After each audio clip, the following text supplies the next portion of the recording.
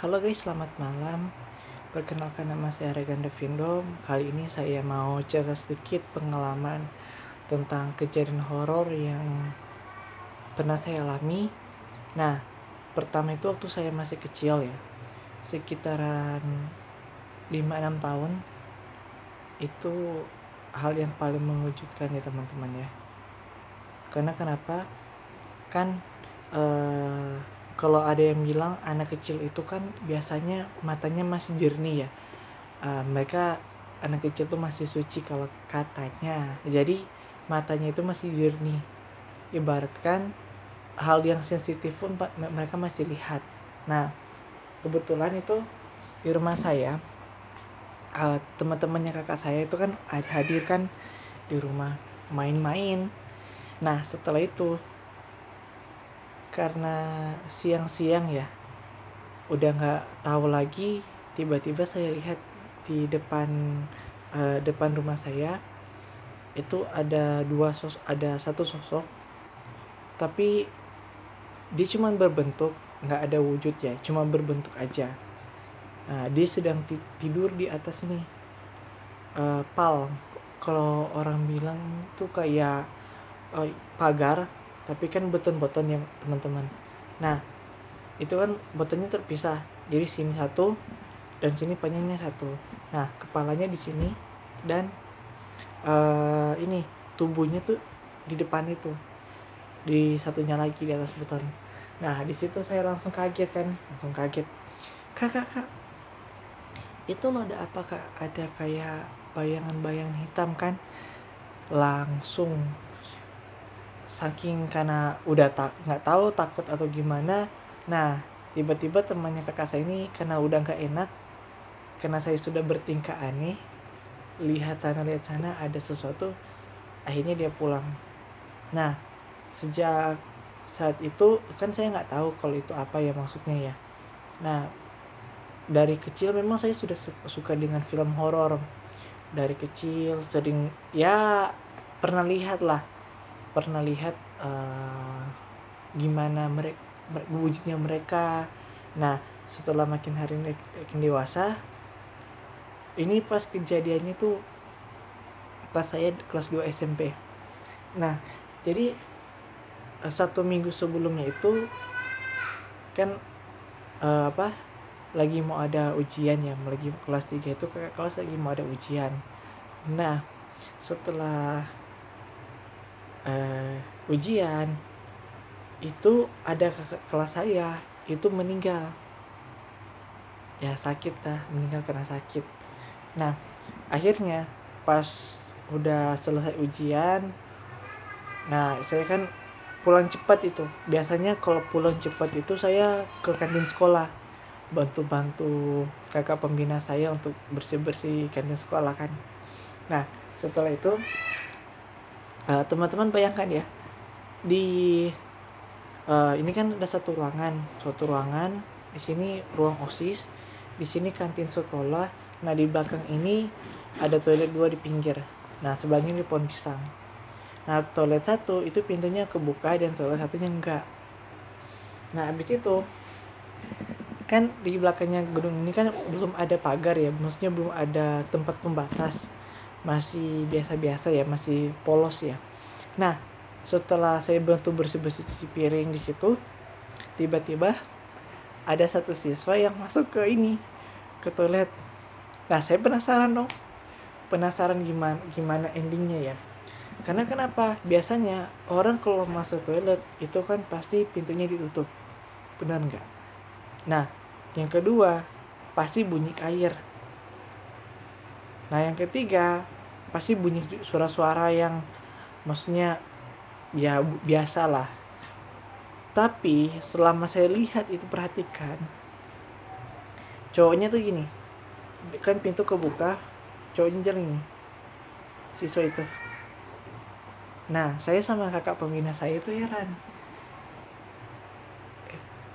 Katanya, saya tanya nih, Abu, ada satu siswa ya masuk toilet. Nah, ternyata Kak Budi juga, namanya Kak Budi. Kak Budi juga lihat. Nah, habis itu sudah pas perhatikan lagi, siswanya tuh nggak keluar. Nah seperti saya bilang tadi, biasanya orang kalau masuk toilet kan tutup pintu nih, ini nggak ditutup. Terpaksa deh saya pelan-pelan datang. Pas saya lihat di toiletnya nggak ada siswa. Di situ langsung saya langsung cepat bersih-bersih kantin, cepat bersih-bersih di kantin sekolah. Akhirnya ya tadi sudah nggak berani lagi pulang di atas jam 3. Biasanya jam 3 lewat kan udah, ini nggak sampai jam 3 udah balik ke rumah, udah pulang, udah bersih-bersih karena ya tadi nggak mau diganggu sama yang makhluk itu. Nah habis itu sudah nggak sampai itu, karena udah dewasa, semakin hari dewasa semakin tahu, jarang untuk melihat sekarang. Tapi yang paling merasakan saya itu mendengar. Jadi saya itu hobi main gitar ya teman-teman. Kan saya sudah lulus sekolah, memang hobi main gitar ya, pingin belajar main gitar. Karena kenapa? Di satu keluarga kan bisa semua main gitar nih, cuman saya enggak. Habis itu setelah pulang dari kantin sekolah, saya masih 1 tahun kerja di kantin sekolah juga kan, sama waktu SMP dulu ya. Nah habis itu sudah setiap pulang saya ambil gitar di rumah, saya pergi ke kebut untuk belajar main gitar. Nah saking kepingin main gitarnya, pas pulang itu kan udah sore ya, udah malam juga. Nah saya masih main gitar di kamar.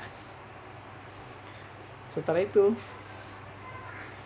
karena saking mainnya, saya saking lancarnya, kepingin lancarnya, mama saya ngomong gini, kan kalau udah jam 11 atau jam 12 berhenti aja ya mainnya, nggak baik katanya manggil mereka.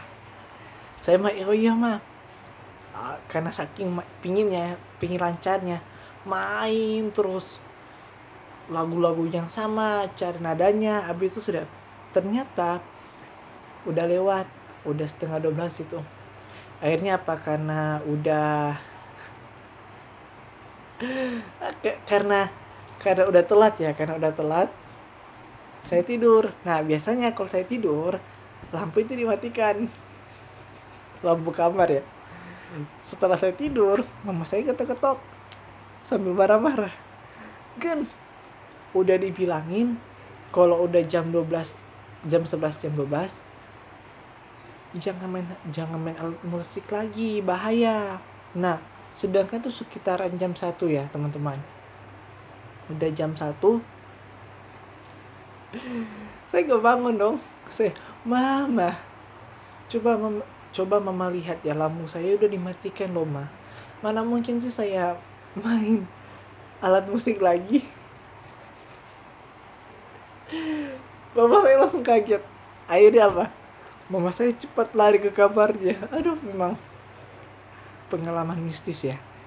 Nah dari itu mama saya nggak pernah keluar rumah lagi, bukan keluar ke dapur lagi di atas jam 12 malam. Takutnya kejadian seperti yang kemarin. Nah dari situlah kenapa saya sudah nggak mendengar, sudah nggak bisa lihat lagi, kadang melihat kadang nggak, cuma kebanyakan merasakan sama mendengar. Nah momennya kan anak kabal ya, karena anak kabal artinya nggak bisa diomongin. Saya main alat musik lagi teman-teman, kali ini bukan gitar tapi piano. Saya main